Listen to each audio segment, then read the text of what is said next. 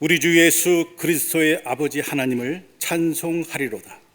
그의 많으신 긍휼대로 예수 그리스도를 죽은 자 가운데서 부활하게 하심으로 말미암아 우리를 거듭나게 하사 산 소망이 있게 하시며 썩지 않고 더럽지 않고 쇠하지 아니하는 유업을 잊게 하시나니 곧 너희를 위하여 하늘에 간직하신 것이라. 너희는 말세에 나타내기로 예비하신 구원을 얻기 위하여 믿음으로 말미암아 하나님의 능력으로 보호하심을 받았느니라. 그러므로 너희가 이제 여러 가지 시험으로 말미암아 잠깐 근심하게 되지 않을 수 없으나 오히려 크게 기뻐하는도다. 너희 믿음의 확실함은 불로 연단하여도 없어질 금보다 더 귀하여 예수 그리스도께서 나타나실 때 칭찬과 영광과 존귀를 얻게 할 것이니라. 예수가 너희가 보지 못하였으나 사랑하는도다. 이제도 보지 못하나 믿고 말할 수 없는 영광스러운 즐거움으로 기뻐하니 이비 내 결국 곧 영혼의 구원을 받음이라. 아멘.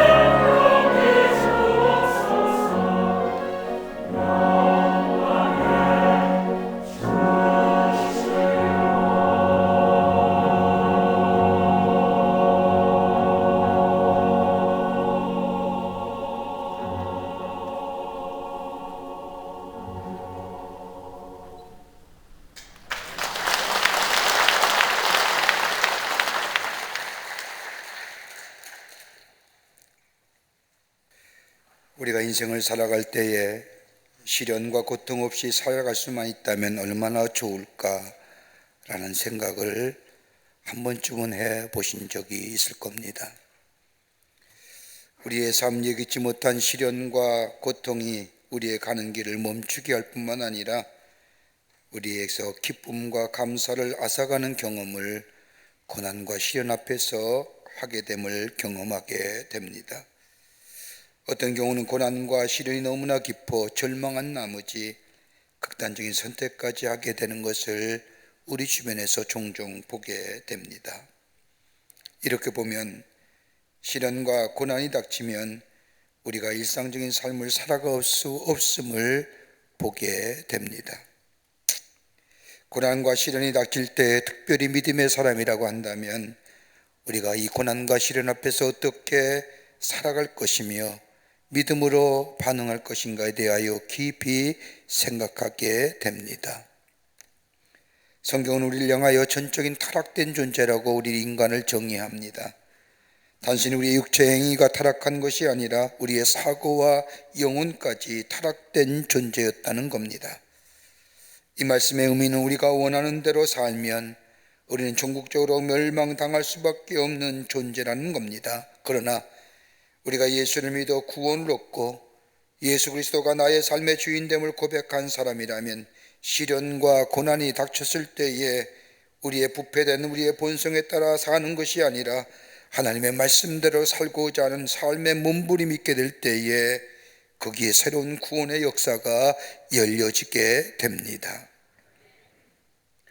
이런 의미에서 오늘 본문의 말씀은 베드로 사도는 주의 본향을 향해 달려가는 나그네 즉 우리들을 향하여 주시는 하나님의 말씀입니다.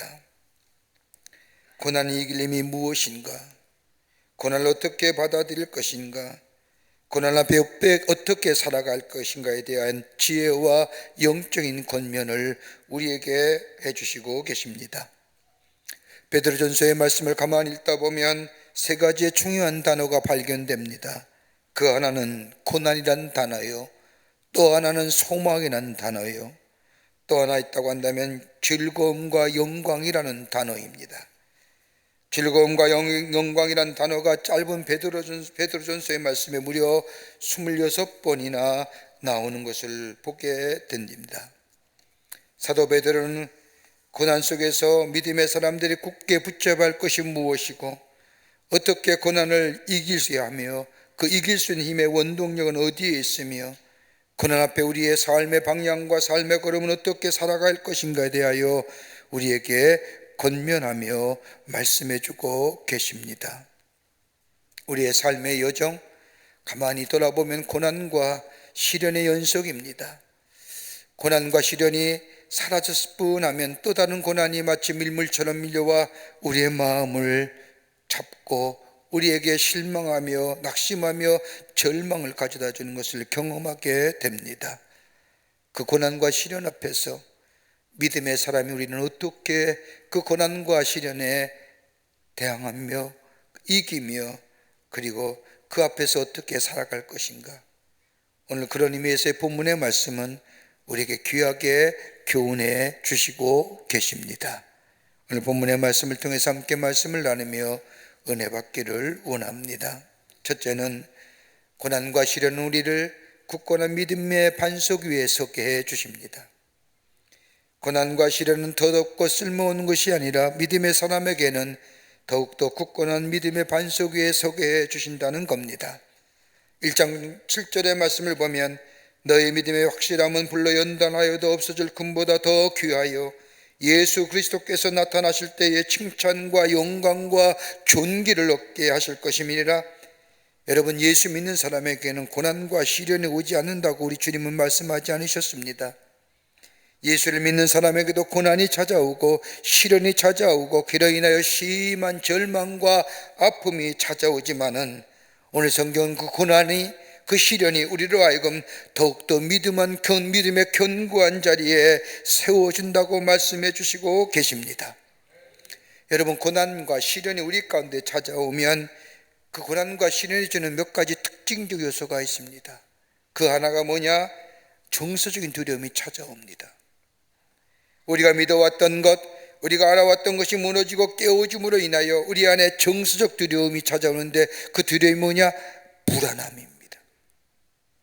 여러분, 불안이란 단어는 마음이 둘로 갈라진다는 겁니다. 일관된 목표를 보지 못하게 한다는 겁니다. 시련과 고난이 우리에게 찾아오면 우리 안에 불안이란 정서적인 두려움이 찾아오고, 그로 인하여 우리의 삶의 방향을 잊어버리게 합니다. 또 하나 있다고 한다면 선택과 결단의 혼란스러움입니다. 내가 이렇게 살면 된다고 생각했던 나만의 삶의 원칙들이 무너지면서 내가 무엇을 선택하며 살아갈 것인가에 대한 선택과 결단의 혼란스러움이 찾아온다는 겁니다. 세 번째는 내가 붙들어야 할 것이 무엇인가에 대하여 진지하게 고민합니다. 고난과 시련이 닥쳤을 때에 내가 진정 붙들어야 할 것이 무엇이며 내 속에 더욱더 견고하게 해야 할 것이 무엇인가에 대하여 진지하게 생각한다는 겁니다. 나를 살리고 나를 세워가는 힘이 어디서 나올까? 그러면서 궁극적으로 하나님의 약속을 찾게 만든다는 겁니다. 오늘 베드로 사도는 고난과 시련에 대하여 이야기하면서 불러 연단하여도 없어질 금보다 더 귀한, 여기에 고난과 시련을 향하여 불러 연단하여도라고 하는 단어를 사용합니다. 불러 연단하라고 하는 단어는 헬라어로 도키모스라고 얘기하는데, 이 단어는 주로 세공업에서 사용되는 단어로 베드로 사도가 말씀을 전할 때에 로마와 저 소아시아에는 금생호흡이 발달되었다고 합니다. 금이 담겨진 돌덩어리를 활활 타오르는 용광 속에 집어넣으면 금이 하는 것은 다 빠져나가고 나중에는 순수한 금만 남습니다. 그러면 금인지 아닌지를 판단한 사람이 그 순수한 금을 바라보면서 외친 말이 도키모스, 진짜 금이야 라고 외친다는 겁니다. 뜨거운 용광로를 거치면서 금이 아닌 것은 다 빠져나가고 순수한 금만 남았다는 것을 말하는 겁니다. 우리의 믿음도 마찬가지입니다. 시련과 고난을 통하여 내가 붙들어야 할 진리가 무엇인지를 알게 할 뿐만 아니라 시련과 고난을 통하여 연단 가운데서 흔들리지 않는 믿음의 견고한 반석 위에 서게 한다는 겁니다. 시련과 고난이 올 때에 저 세상의 방법으로 살아가는 것이 아니라, 타락된 인간의 존재의 삶의 방식으로 살아가는 것이 아니라, 나를 구원하신 하나님의 놀라운 은혜 안에서 말씀의 자리에 예수께 한 발자국 더 나아가 그 예수와 함께 서게 될 때에 그 시련과 고난을 이김으로 인하여 우리의 믿음이 더욱더 굳건한 반석 위에 서게 해 주신다는 겁니다. 고신대학의 교수였던 이상규 박사님이 쓴 책 글 가운데 근대 선교운동과 복음의 확산이란 글을 보면, 기독교라는 종교가 유대교에서 시작되어 갈릴리 어부를 통하여 전 세계의 종교로 확산된 이유에 대하여 여러 가지로 설명하는 가운데 그 하나가 뭐냐? 기독교가 전 세계의 종교로 확산된 이유는 복음의 능력이 있었기 때문이라는 겁니다. 복음의 생명력이 있었기 때문이라는 겁니다. 우리가 믿는 복음이 생명력이 있기에 이것이 살아서 우리 속에 움직이고 변화시켜 새롭게 한 이 복음의 능력이 저 유대교 땅에 작은 예수의 운동으로 시작된 그 기독교가 전 세계의 종교로 확산되는 계기가 되었다는 겁니다. 또 하나 있다고 한다면 박해가 기독교를 전 세계의 종교로 만들었다는 겁니다. 기독교가 전 세계의 종교로 확산되어 가는 그 이유 하나가 있다고 한다면 박해였다는 겁니다. 여러분, 사도행전 2장의 말씀을 보십시오. 사도행전 2장의 말씀을 보면 초대교회의 아름다운 믿음의 공동체의 모습이 나옵니다. 얼마나 아름답고 얼마나 귀했는지요. 여러분, 작은 공동체지만 마치 하나님 나라를 경험하는 아주 아름답고 귀한 믿음의 공동체입니다. 그 안에는 복음의 능력이 있었습니다. 하나님의 말씀을 전할 때 3,000명이 회개할 정도로 놀라운 복음의 능력이 있었던 공동체입니다. 그뿐입니까? 사귐과 나눔의 공동체였습니다. 자기의 것을 하지 아니하고 다른 사람과 함께 나누는 공동체, 신분 고하를 막론하고 함께 하는 공동체, 유대인이나 헬라인이나 종이나 노예나 관계없이 다 하나님의 권속이요 하나님의 백성임을 함께 나누는 귀한 믿음의 공동체. 소외당하는 사람이 없었습니다. 위로와 격려하는 공동체였습니다. 이러다 보니 이 공동체를 떠나고 싶은 사람이 아무도 없었습니다. 많이 오면 오는데 흩어지질 않습니다. 서로가 똘똘히 뭉칩니다. 여러분 기억하세요. 하나님의 부르신 부름의 사명을 잊어버린 공동체는 핍박과 환란이 찾아오게 됩니다. 사도행전 8장의 말씀을 보면 아름다운 이 믿음의 공동체의 박해가 시작이 됩니다. 그로 인하여 뿔뿔이 흩어지게 됩니다. 흩어졌지만 저들은 여전히 자신들이 믿고 있던 복음을 전하게 됨으로 인하여 이곳저곳에 아름다운 교회 공동체가 생겨짐으로 이 기독교의 복음이 기독교가 전 세계에 확장되는 귀한 계기가 되었다는 겁니다. 박해입니다. 박해가 교회를 성장했을 뿐만 아니라 박해로 인하여 기독교가 전 세계의 종교가 되었다는 겁니다. 여러분, 박해는 순수하게 만들어줍니다. 박해와 핍박이 있는 곳에서는 거짓이 들어오지 못하게 됩니다. 박해와 핍박이 있는 데에서는 복음의 빈지를 지킬 뿐만 아니라 복음의 본질을 정말로 지킴으로 인하여 생명력이 넘쳐날 뿐만 아니라 그 생명력이 교회를 교회답게 하고 저 세속에 물들지 아니하고 복음의 본질에 충실하게 만들어줍니다. 박해입니다. 고난과 환난도 마찬가지입니다. 나를 깨끗게 합니다. 나를 순수하게 만듭니다. 나를 정갈하게 만들어줍니다. 그리고 주님 앞에 더 나아가게 할 뿐만 아니라 그로 인하여 믿음으로 인하여 고난과 신을 이겨 우리의 믿음이 더욱더 굳건한 반석 위에 서게 하게 된다는 겁니다. 여러분, 우리 민족의 역사 가운데, 근대와 현대 역사 가운데 기억할 만한 시련의 역사를 생각한다면 몇 가지가 있었지만은 그 가운데 가장 뼈아픈 역사가 있다고 한다면 일제의 36년의 압제의 시간일 겁니다. 이 땅에 암울했던 시기에 기독교의 복음이 이 땅에 전파되면서 조선이란 이 땅과 백성들에게 새로운 눈을 뜨게 만들어줍니다. 아무리 노력해도 일광틈에 짓밟히고 놀림당했던 이 조선의 반도, 우리의 아들들이 다른 나라의 전쟁터에 잡혀가 총알바지가 되며 우리의 아녀자들이 잡혀가 성놀이가 되는 민족의 커다란 시련과 아픔 속에서 이 민족의 공동체는 아무런 저항할 힘이 없었습니다. 당시의 민족의 정신적인 지주요 삶의 문화가 이었던 유교나 종교는 불교는 아무런 대항할 없는 무기력한 곳으로 그냥 백성들의 가운데 있었던 그때에 하나님 나라의 복음이 전해지면서 저들에게 하나님 나라의 사상이 증거되면서 하나님의 사랑을 알게 되며 자유와 평등을 알게 되며 그리고 평화를 알게 되며 하나님 나라가 어떤 것인가를 저들이 알게 될 때에 많은 민족의 선각자들이 깨어나 역사와 민족을 바르게 세우려고 하면 교육이 필요하다는 것을 깨닫게 됩니다. 이 깨달음이 오게 될 때 당시에 깨어있는 사람들은 자신의 사제를 팔아서 학교를 세우고 이 백성들을 가르치며 교육의 열정들이 곳곳에서 일어나기 시작합니다. 역사의 소중함을 깨닫고 역사를 가르치는 일제 사람들은 우리의 역사를 왜곡시키고 말살시키려 하지만 학교를 세우고 교육을 통하여 민족의 역사를 알게 할 뿐만 아니라 역사를 찾고자 하는 그 열정을 알게 한 이유는 다름이 아니라 민족이 당하는 박해와 시련을 통해서 이 백성과 이 민족이 깨닫게 됐다는 겁니다. 그러기에 3.1운동의 중심에는 교회와 더불어 기독교의 권한 민영을 세운 교회학교가 나라의 자유와 독립을 위해 일어났던 것을 보게 됩니다. 뭐로 인해요? 박해로, 환난과 시련을 통하여. 3.1운동이 일어날 당시 기독교인은 전 인구의 2%밖에 되지 않았다고 합니다. 3.1 독립선언문에 서명한 34문 가운데 16명은 기독교 지도자입니다.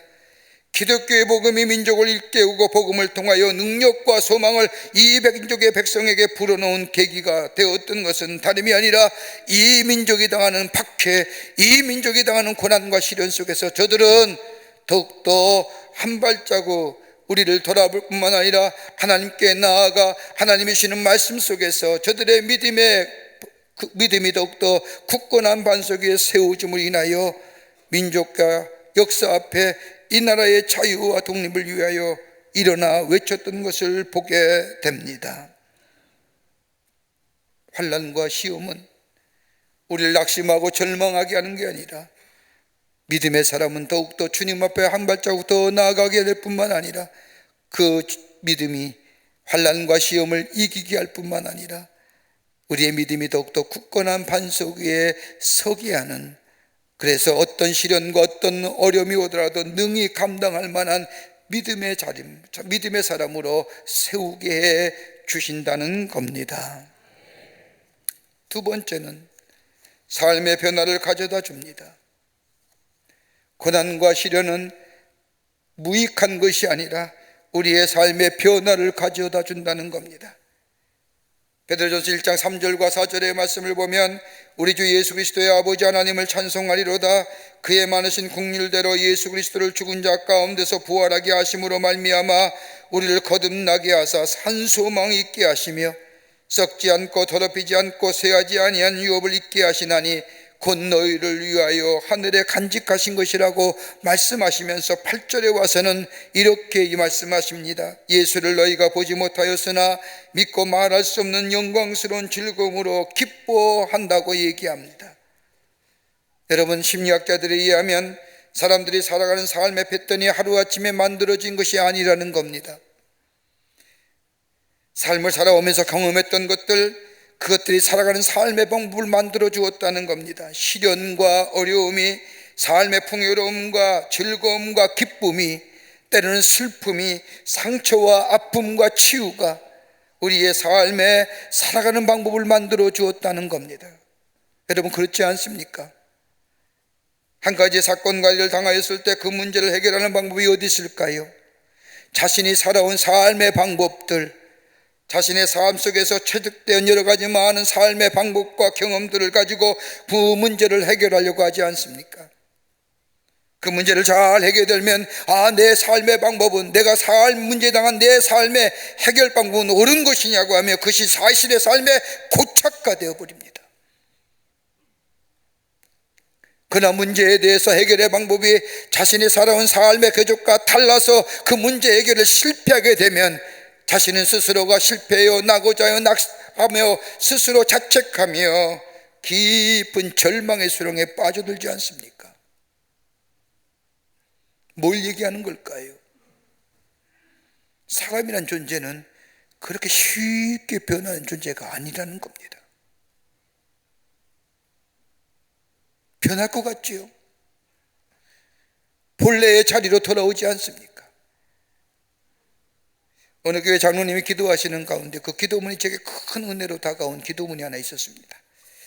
장로님이 기도하시는데 우리가 변화되지 못하는 것이 너무너무나 고통스럽습니다. 문득 들었을 때는 별거 아닌 기도문 같지만 여러분, 얼마나 강하게 제 마음속에 다가왔는지. 변화되지 못하는 우리의 존재들, 변화되어야 할 것을 알면서도 변화되지 못하는 우리들의 모습들, 그러기에 이 장로님의 기도 속에는 나를 구원해 주시고 나를 새롭게 해달라고 하는 이 장로님의 기도, 어떻게 보면 가장 복음적인 기도요, 가장 핵심적인 기도를 할 겁니다.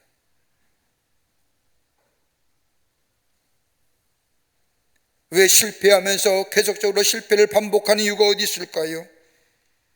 자신의 삶의 문제의 해결 방법이 틀렸음에도 불구하고 자신이 가진 삶의 궤적과 삶의 궤적을 통한 경험이 틀렸음에도 불구하고 그거 계속 잡고 있기에, 그 잡고 살아가려고 했기에 그 실패가, 그 인생이 계속 실패 연속이 아닌 거예요.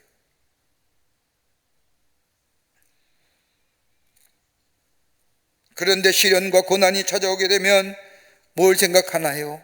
이렇게 살면 안 되겠구나, 이렇게 살아가는 것이 아니구나,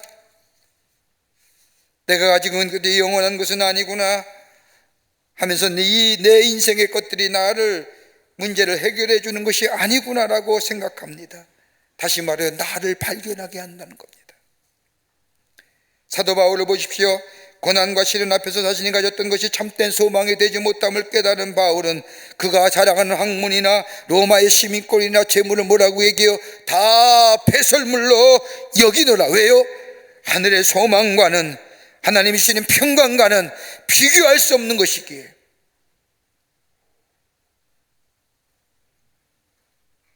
그러기에 베드로전서 1장 23절의 말씀을 보면 너희가 거듭난 것은 썩어질 씨로 된 것이 아니요 썩지 아니할 씨로 된 것이니 살아있고 항상 있는 하나님의 말씀으로 되었느니라. 썩어지고 사라질 이 세상에서 구원을 하신 변함없는 하나님의 은혜를 생각하면, 고난과 시련 가운데 저 옛적에 나를 구원하시고 나를 새롭게 하신 그 하나님의 은혜를 생각하면 우리의 인생이 바뀌게 되고 변화할 수 있다는 겁니다. 여러분, 세상의 끝이야 라고 생각하는 사람과 죽음이 끝이 아니라 죽음 뒤에는 심판이 있고 하나님의 나라와 영원한 하나님의 형벌이 있다는 것을 생각하며 사는 사람과는 삶의 질이 다릅니다. 환경에 따라 살고 욕망에 따라 살고 자기이익의 관계에 선택하며 사는 사람과 그렇지 않은 사람은요, 삶의 질이 다른 겁니다. 환경에 따라 살고 욕망에 따라 살고 자기 이해관계 속에 선택하며 사는 삶이 아닌 하나님 나라에 합당한 삶으로 하나님께 초점을 맞추며 시련과 고난 속에서도 하나님께 초점을 맞추며 사는 삶에는 변화라고 하는 것이 이루어집니다. 땅의 기준으로 땅의 것을 기준으로 삼던 삶이 하나님 나라의 기준으로 살아가는 삶이 된다는 겁니다. 이런 삶에는 부여에도 교만하지 않습니다. 가난함과 궁핍이 있더라도 비굴하지 않습니다. 왜요? 땅의 기준이 아니라 하늘의 기준으로 살아가기 때문입니다. 여러분, 오늘은 김인현 독립만세운동이 일어난 지 103주년이 된 해입니다. 왜 우리가 김인현 독립만세운동을 기념하며 매년마다 3.1절 기념 예배를 드리는 이유가 어디 있을까요? 김인현 만세운동은 철저하게 하나님 나라의 사상에 근거한 운동이었습니다. 우리의 선조들은 일본을 탓하지 않았습니다. 여러분, 김인현 독립선언문을 읽어보십시오. 거기에 나오는 평등함이나 인간의 존엄성이나 양심의 명령이나 하나님의 사랑이나 인도적 정신이나 이런 문구 다 수없이 나옵니다. 일제의 강제 합방도 탑하지 않습니다. 그러면서 우리의 선조들은 뭐라고 선언합니까? 독립선언은 하나님의 명령이며 시대의 대세이며 온 인류가 더불어 같이 살아갈 권리의 정당한 발로다. 하나님의 명령이라는 겁니다. 하나님이 우리를 부르신 거룩한 명령이라는 겁니다. 자유인으로 부르심을 받았으니 이제는 다른 사람의 눈치나 살피며 사는 인생이 아니라 하나님의 거룩한 뜻을 위해 살아가는 삶과 이 나라와 이 민족과 이 백성이라는 겁니다. 어디서 나왔습니까? 고난과 시련 속에서 하나님의 소망을 두게 될 때에 그의 가치관이 달라지고 그의 인생의 초점이 달라지고 그의 삶의 방향이 초점이 달라진 우리 선조들의 선언을 보면 인간답게 사는 길, 하나님이 우리를 위하여 갑으로 사신 바 되어 자유케 하셨으니 지금 우리 민족이 당하는 일본의 잔혹성을 세계 만방에 알리기 위함도 아니요 강제로 합방하였다는 것을 알리는 것도 아니라 그저 하나님께서 우리로 하여금 자유케 하셨으니 자유함을 누리겠다고 신앙적 선언하는 겁니다. 우리 민족의 선조들 이렇게 훌륭해요. 하나님의 뜻이라는 겁니다. 어디서 나와요? 하늘의 소망을 두고 땅의 소망을 두는 것이 아니라 우리에게 당하는 고난과 시련을 땅의 것으로만 해결하는 것이 아니라 하늘의 소망을 가지고 하늘의 가치관으로 거룩한 세계관으로 살 때에 세상 사람들은 우리들의 모습을 보면서 용기와 힘을 얻듯이 저 우리의 신앙의 선조들이 이 땅의 자유와 독립을 위하여 만세운동을 벌이며 하나님 나라의 가치관, 하나님 나라의 거룩한 세계관을 가지고 하늘의 소망을 두며 주의 말씀 따라 살게 될 때 이 땅에 자유와 평형과 독립이라는 것이 있어집니다. 이것이 바로 고난과 시련 앞에 서야 할 믿음의 삶의 모습인 것입니다. 끝으로 은혜의 풍성함을 얻게 됩니다. 고난과 시련 속에서 더욱더 굳건한 믿음 위에 설 뿐만 아니라 하늘의 소망을 두며 우리의 삶의 태도와 우리의 가치관과 우리의 세계관과 우리의 보는 관점이 달라지면 우리의 삶의 태도가 달라지는데, 그로 인하여 우리의 삶 속에 은혜의 풍성함을 경험하게 됩니다. 여러분, 1장 5절 말씀을 보면 너희는 말세에 나타내기로 예배하신 구원을 얻기 위하여 믿음으로 말미암아 하나님의 능력으로 보호하심을 받았느니라. 우리가 고난과 시련을 만나서 우리의 믿음의 삶이 위기에 처했을 때 하나님은 우리에게 더 큰 은혜와 능력으로 우리의 삶을 붙들고 계셨다는 겁니다. 우리의 삶을 붙들고 계신 하나님. 그러기에 1장 5절의 말씀을 보면 사도 베드로는 군대적인 용어인 보호하심이란 용어를 씁니다. 군대들이 우리를 지켜두시시 하나님께서 든든한 하나님의 능력으로 우리를 구원해 주시고 보호해 주시며 보존케 해 주신다는 겁니다. 우리가 거친 길을 가게 될 때 우리로 하여금 거친 길을 갈 수 있도록 우리를 위하여 신발을 준비해 주시며, 그로 인하여 거칠 길도 문제없이 걸어가게 하신다는 겁니다. 다름 아닌 하나님의 보호하심과 고난과 시련의 때에 우리와 함께 하시며 넉넉히 이길 수 있도록 도와주신다는 겁니다. 여러분, 바울을 보십시오. 바울은 하나님 나라의 복음을 전하며 얼마나 심한 고난과 곤고함을 당했는지 그는 말로 다 알 수 없는 엄청난 시련과 고난을 당합니다. 그러기에 그의 고난당하는 것을 기록한 고린도후서 1장 8절과 9절의 말씀을 보면 그의 고난에 대해 힘이 겹도록 고난당했다. 얼마나 고난의 시련의 무게가 무거운지 마치 사는 것이 너무나 힘든 것 같은, 그래서 바울은 마치 사형 선고를 받은 것 같은 그 고난과 어려움을 당했다고 얘기합니다. 그런데 그걸 이길 수 있는 비결이 어디 있었느냐? 그는 고린도후서 1장 5절 말씀에 이렇게 고백합니다. 그리스도의 고난이 우리에게 넘친 것 같이 우리가 받는 위로도 그리스도로 말미암아 넘치는도다. 예수 그리스도가 나의 위로가 되어 주시기에 내가 고난과 시련 가운데 이길 수 있었다는 겁니다. 예수 그리스도께서 받는 고난에 비하면 내가 받는 고난과 시련은 아무것도 아니기에 예수 그리스도를 바라보니 그게 내게 위로가 되었다는 겁니다.